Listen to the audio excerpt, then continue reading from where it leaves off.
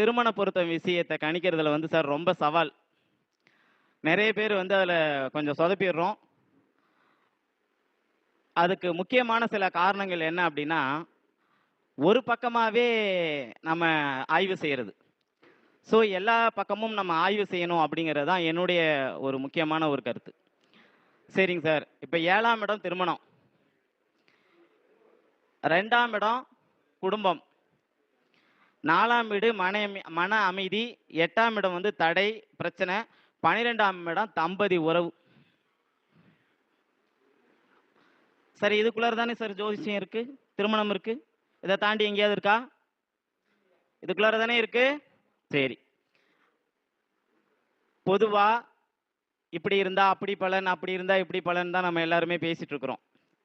ஆனா நல்லா கவனிச்சுக்கோங்க, உங்களுக்கு எந்த கெட்ட விஷயம் நடக்கிற மாதிரி இருந்தாலும் முதல்ல லக்னமும் லக்னாதிபதியும் பார்க்கணும். நான் 2ஆம் அதிபதியை பார்த்தேன், 7ஆம் அதிபதியை பார்த்தேன், 11ஆம் அதிபதியை பார்த்தேன், 12ஆம் அதிபதியை பார்த்தேன்.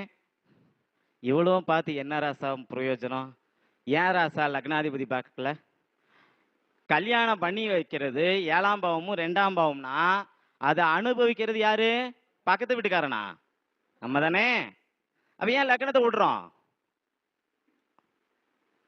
முதலில் ஒரு ஜாதகத்தை எடுத்த உடனே நீங்க தனியா அந்த ஜாதகத்தை கட்டம் போடுங்க, டிகிரி எழுதுங்க.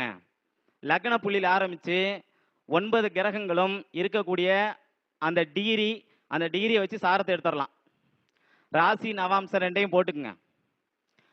7ஆம் அதிபதி சுபராக வந்தால் ஒரு பலன், பாவராக வந்தால் ஒரு பலன்.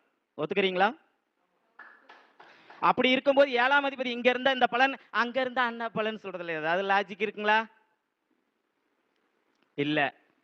அதனாலதான் எடுத்த உடனே நான் சொல்றேன், 7ஆம் அதிபதி சுபரா இருந்தால் ஒரு பலன், பாவரா இருந்தா ஒரு பலன். ரிஷப லக்னத்துக்கு 7ஆம் அதிபதி செவ்வா. நீங்க இந்த ஜெனரலா இதை மட்டும் எடுங்க. அதே மாதிரி கடக லக்னத்துக்கு 7ஆம் அதிபதி யாரு? சனி. இந்த ரெண்டுமே பாவ கிரகத்தினுடைய அமைப்புக்கு வந்துருச்சுங்களா? விருச்சிக லக்னத்துக்கு 7ஆம் அதிபதி யாருங்க? இது சுபருடைய அமைப்புக்கு வருதா? மேச லக்னத்துக்கு 7ஆம் அதிபதி யாருங்க? சுக்கிரன். தனுசு மீனத்துக்கு 7ஆம் அதிபதி யாருங்க? புதன். மிதுன கன்னிக்கு 7ஆம் அதிபதி யாரு? இதுதாங்க. இதுதான் அடிப்படையான ஒரு சில விஷயம். விவாகரத்துக்கு நிறைய போகுது, ஜோதிடத்தை ஜோதிடர்கள் சரியா பார்க்கல அப்படிங்கிற குற்றச்சாட்டுலாம் நம்ம மேல நிறைய இருக்கு. சரிங்களா? எத்தனை ஜோசி இருக்கு சார் நீங்க முதல்ல பார்க்கறதுக்கு அவகாசம் கொடுக்குறீங்க? சரிங்களா? எத்தனை ஜோசி இருக்கு சார் நீங்க முதல்ல பார்க்கறதுக்கு அவகாசம் கொடுக்குறீங்க? நீங்க 1 to 1 மாதிரி ஜோதிடர்கிட்ட நான் டயத்தை கேட்குறீங்க. இன்னைக்கு நீங்க பேமெண்ட் பண்ணுனீங்கன்னா சார் 4 நாள் ஆகும்னு எத்தனை பேர் 4 நாள் வெயிட் பண்ணி பார்க்குறீங்க? இல்லை. உடனே அரிசி போட்டவொடனே வெந்து சாதமாகி தட்டுக்கு வரணும். எப்படி சார் முடியும்? முதல்ல அடுப்பு பற்ற வைக்கணும், பாத்திரத்தை மேலே வைக்கணும், உலக்கு ஊதிக்கணும், அரிசியை போடணும், அனலை குறைச்சி வைக்கணும். இவ்வளோ வேலை செஞ்சாதான் 20 நிமிஷம் ஆகும். ஒரு சாப்பாட்டுக்கு 20 நிமிஷம் ஆகும்போது ஒரு ஜோதிடத்தை நாம கணிக்கணும்னா 1 hour ஆகுமா ஆகாதா? எல்லாருமே லக்னத்தையும் லக்னாதிபதியும் விட்டு வெறுமனையாக 2ஆம் அதிபதியும் 7ஆம் அதிபதியும் 9ஆம் அதிபதியும் 10ஆம் அதிபதியும் பார்த்து ஒன்றும் பிரயோஜனமே இல்லை. 5ஆம் அதிபதி 10க்கு நல்லதுதான், முக்கியமான பொறுப்பை தூக்கி கொடுத்ததான். வேர் இஸ் 2ஆம் இடம்? இல்ல. ஹோட்டல் கடையில இருந்து சோறு வருது 9:30 மணிக்கு, ஏன் அங்க 2 கெட்டு போச்சு சார். இப்பதான் சார் வாய்க்கிலேயே சொன்னீங்க லக்னம் தான் பார்க்கணும், அதுக்குள்ள 2 கொடுத்துட்டீங்க. ஆமா, லக்னத்துல தான் செவ்வாய் உட்காந்துருக்க. அப்ப லக்னத்துல செவ்வாய் உட்காந்தா நல்லதா கெட்டதா? ஐயா, செவ்வாய் சுபகிரகமா பாவகிரகமா? செவ்வாய் சுபரா பாவரா? அவருடைய வேலை எங்க போட்டு காட்டுவாரா? கண்டிப்பா போட்டு காட்டுவார். சரி, நம்ம மெயினான விஷயங்களுக்கு வந்துடலாம்.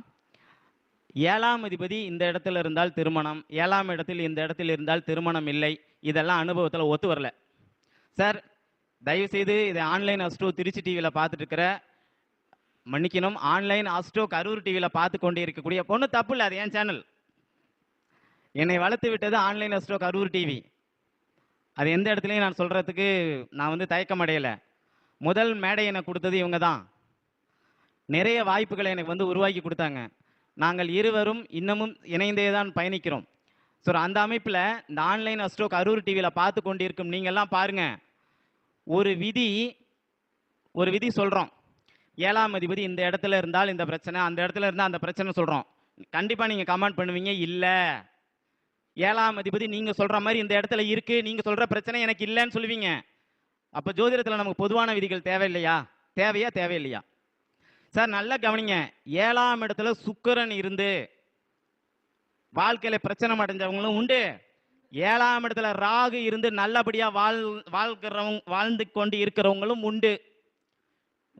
அதாவது ஒருமித்த கருத்தா சொல்ல போனா, ஒட்டுமொத்த பாவகிரகங்களுடைய தாக்குதல் எப்போ 2ஆம் இடத்துக்கும் 4ஆம் இடத்துக்கும் 7ஆம் இடத்துக்கும் 8ஆம் இடத்துக்கும் 12ஆம் இடத்துக்கும் வருதோ அந்த இடத்துல தான் திருமணம் பிரச்சனைக்குரிய திருமணமா மாறுது. நான் வேகமா பேசுறேன் சார், நார்மலா தான் இருக்கிறேண்ணா? ஓகே. ஏன்னா ஜோதிடங்கிறது புதன், செவ்வாயை நான் இயக்குனேன்னு வச்சுங்க, நானே இந்த வீடியோ போட்டு பார்த்து என்ன நானே திட்டிக்குவேன். இங்கே செவ்வாய்க்கு வேலை இல்லை சார், புதனுக்கு தான் வேலை. அதுக்காக தான் நான் திருப்பி கேட்குறேன் சார். செவ்வாய்னா நீங்கள் தப்பாக நினைச்சக்கூடாது. செவ்வாயுடைய அவருடைய குணம் வேற, புதனுடைய குணம் வேற. ஓகேங்களா? புதன் கால்குலேஷன், சரிங்களா? சரி, இதில் மேஜர் ரோல் ஒன்று இருக்கு. சுபகரகம் மட்டும் அப்போ 7ஆம் இடத்துலேருந்து கெடுக்கலையா? ஏன் கெடுத்திருக்கேன்? கேந்திராதிபதி தோஷம். சார் ஒரு விஷயம், மிதுன லக்னத்துக்கு 7ஆம் இடத்துல குரு அமர்ந்ததால மட்டும்தான் ஒரு அம்மா கல்யாணம் ஆகலையா? 2ஆம் இடத்துல அந்த சனியை விட்டுட்டோமே, லக்னாதிபதி போய் எங்க உட்காந்துருக்கிறாரு அதை நம்ம பார்க்கலையே. 9ஆம் இடத்துல உட்காந்துருக்கு. லக்னாதிபதி அமர்ந்த வீட்டின் அதிபதி வக்கரம் பெற்று இருக்கிறார், அதை பத்தி நம்ம ஆய்வு செய்யலையே. 7ல குரு எனக்கு தெரிஞ்ச ஒரு பையன் மிதுன லக்னம், எங்க அப்பா ஜோசியர்.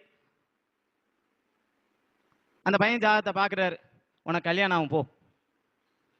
என்னப்பா புஷ்கன்னு சொல்லிட்டு, ஊரறிஞ்ச ஒரு அம்மாவுடைய ஜாதகத்தில் மிதுன லக்னம் 7ல குரு, கல்யாணம் ஆகலை, என்ன இப்படி சொல்லியிருக்கிற அப்படின்னா, டேய் எப்போவுமே ஒரு பக்கமே யோசனை பண்ண, அங்கே 2ல கேது உட்காந்து சனி உட்காந்துருக்கிறாரா பாத்தியா?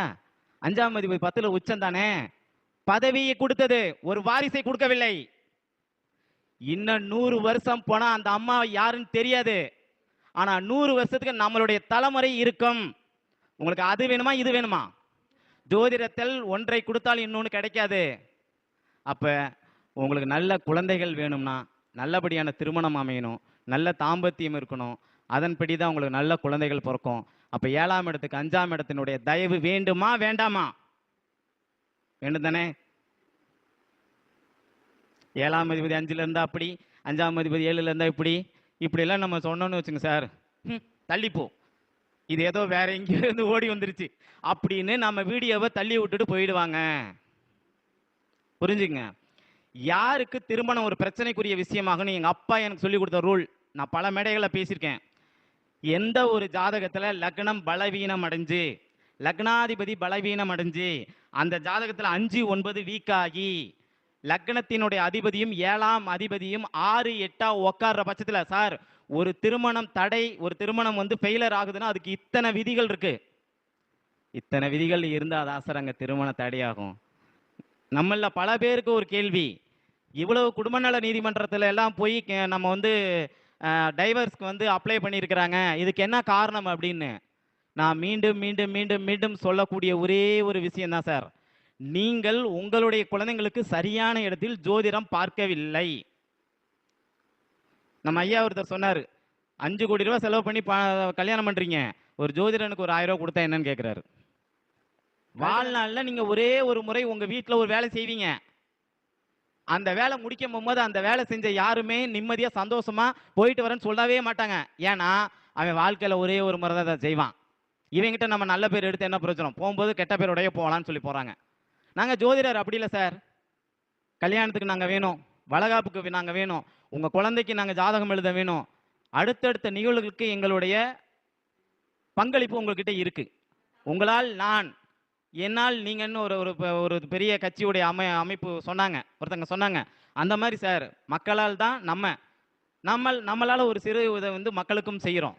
அவ்வளோதான் இந்த 2 அமைப்பு. சும்மா நம்ம பாட்ட 7ஆம் அதிபதி இங்க இருந்த அந்த பலன், அங்க இருந்த அந்த பலன் சொல்லவே கூடாது. ஒரு ரிஷப லக்னம் 7ஆம் இடத்துல சனி. உங்க இங்க என்னை விட பெரிய ஜோதிடர்கள் நீங்க எல்லாம். இவருக்கு திருமணம் ஆயிருக்குமா ஆயிருக்காதா? ஒரு ஆண் ஜாதகம் ரிஷப லக்னம் 7ஆம் இடத்துல சனி சொந்த நட்சத்திரத்துல நிக்கிறார். குருவின் பார்வையில் அந்த மாதிரிலாம் எதுவும் இல்லை. 7ஆம் அதிபதிக்கு வீடு கொடுத்த சனி, சனிக்கு வீடு கொடுத்த செவ்வாய் 8க்கு போயாச்சு. சொந்த நட்சத்திரத்தில் நிற்கிறார். அவ்வளோதான். இதற்கு நீங்கள் லக்னாதிபதி வந்து 6ல். ஏன்னா லக்னாதிபதியை பலன் சொல்லணும். இதுக்கு நீங்கள் எப்படி பலன் சொல்வீங்க? எப்படி பலன் சொல்வீங்க? மூல விதிகளில் சொல்லப்பட்டிருக்கு. என்ன? 7ல் சனி இருந்தால் திருமண தடை, திருமண தோஷம், அப்படி இப்படின்லாம் சொல்லியிருக்குது. 7க்கு அதிபதி 8க்கும் 8க்கு அதிபதி 7க்கும் போனால் திருமண வாழ்க்கை பிரச்சனை. 8ஆம் அதிபதியோட தசை புத்தி திருமணத்துக்கு பிறகு வந்தா பிரச்சனை. 6ஆம் அதிபதியோட தசை புத்தி திருமணத்துக்கு பிறகு வந்தா பிரச்சனை. இத்தனையும் நடக்கிற என் தம்பி ஜாதகத்துல நல்ல வாழ்க்கை தான் சார் வாழ்றான். எந்த குரு பார்வை அங்க கிடையாது. லக்னாதிபதி ஆட்சி. யாரு? லக்னாதிபதி சுக்கிரன் ஆட்சி. எந்த பிரச்சனை வந்தாலும் ஏத்து நிப்பான் சார். அதுக்கு தான் நான் லக்னத்தினுடைய பலத்தை கொண்டு வரேன். இங்க சனி ராஜயோகாதிபதினு சொல்லக்கூடிய சனி தன்னுடைய சொந்த நட்சத்திரத்தில் நிற்கிறாரு. திக்பலம் பெறுகிறார். லக்னத்தை பார்க்கிறார். 9-10 இயக்குகிறார். ராஜயோகாதிபதி இல்லைங்களா? 15 பவுன் நகை போட்டு கல்யாணம் பண்ணி கொடுத்தாங்க. ஒரு லாரி ரொம்ப சீர்வரிசை வந்துச்சு. 7ஆம் இடத்துல சனி இருந்தா இதெல்லாம் வரும்னு எங்கேயாவது மூல நூல்கள் சொல்லப்பட்டுருச்சா? 7ஆம் அதிபதி 8க்கு போச்சு, திருமண வாழ்க்கை சரியில்லைன்னு சொன்னுச்சா? ஆனால் அப்ப 7ஆம் அதிபதி 8க்கு போனது பலனே இல்லையா சார் அப்படின்னு கேட்டீங்கன்னா, திருமணத்தை தாமதம் பண்ணுச்சு. இவனுக்கு எந்த பொண்ணை பார்த்தாலும் இவனுக்கு செட் ஆகல, பிடிக்கல. லக்னாதிபதியான சுக்கிரனுக்கு 7ஆம் அதிபதி 3-11 இருக்காங்க. கட்டாயம் திருமணம் ஆகும். மனைவி இவரை விட உயரம் கம்மி. சனியுடைய காரகத்துவத்தை அந்த பெண் அப்படியே பிரதிபலிக்கிற மாதிரி இருக்கு. உடனே ஐயோ சூரியன் செவ்வாய் சேர்ந்தா அமங்களே. என் வீட்டில் சார் அத்தனை பேருடைய ஜாதகத்திலேயே நான் சொல்லலை. என் வீட்டில் 3 பேருக்கு சூரியன் செவ்வாய் இணைவு. ஒரு இணைவு தனுசுல இருக்கு, ஒரு இணைவு சிம்மத்தில் இருக்கு, ஒரு இணைவு ரிஷபத்தில் இருக்கு. 3 பேருமே கணவரோட நல்லபடியாக தான் வாழ்றாங்க. நம்ம விதிகள்ல எங்கேயோ நம்ம வந்து விட்டுருக்கோம். இப்ப நான் சொன்ன 3 வீட்லயுமே பாருங்க, செவ்வாய் எங்கேயாவது பிரச்சனைக்குரிய ஆளா ஆகிறாரா? இதே சூரியன் செவ்வாய் நல்லா கவனிங்க, மிதுனத்திலேயோ கன்னிலையோ மகரத்திலேயோ கும்பத்திலேயோ இருந்த பிரச்சனை. நீங்க இடம் பொருள் ஏவல் பார்த்து இந்த 7ஆம் இந்த திருமணம் சார்ந்த ஒரு அமைப்புக்கு பார்க்கும்போது நீங்க தெளிவா பார்க்கணும். சரி, சுக்கிரன் வந்து பாத்தீங்கன்னா ஒரு தனி மனித ஒரு பெண்ணுடைய ஜாதகத்துல 10ல் உச்சம். 5ஆம் இடத்துல மக்கள் செல்வாக்கை கொடுத்த அந்த சுக்கிரனால ஒரு வாரிசை தர முடியவில்லை. இது கொஞ்சம் கஷ்டமான விஷயமா இருந்தாலும் நாம் ஒற்றுக்கொள்ளத்தான் வேண்டும். எங்க உங்க வாரிசு காணாமே? ஏன்? அங்க ஒரு நிஸ்பலம், திக்பலத்துக்கு எதிரான ஒரு நிலையில நிஸ்பலம் அடைஞ்சிட்டாரு. சரி, 10ல் உச்சம் அடைஞ்சதுக்கு ஒரு பலன் கொடுக்கணும்ல. தமிழ்நாட்டின் முதலமைச்சராக அவர் இல்லை என்றால் கட்டாயம் ஒரு குடும்ப பெண்ணா இருந்திருப்பாங்க, குழந்தை குட்டி கூட வாழ்ந்திருப்பாங்க. ஏன்னா அங்க லக்னாதிபதி பிராபலத்துக்குரிய இடத்துல இருக்கிறாரு.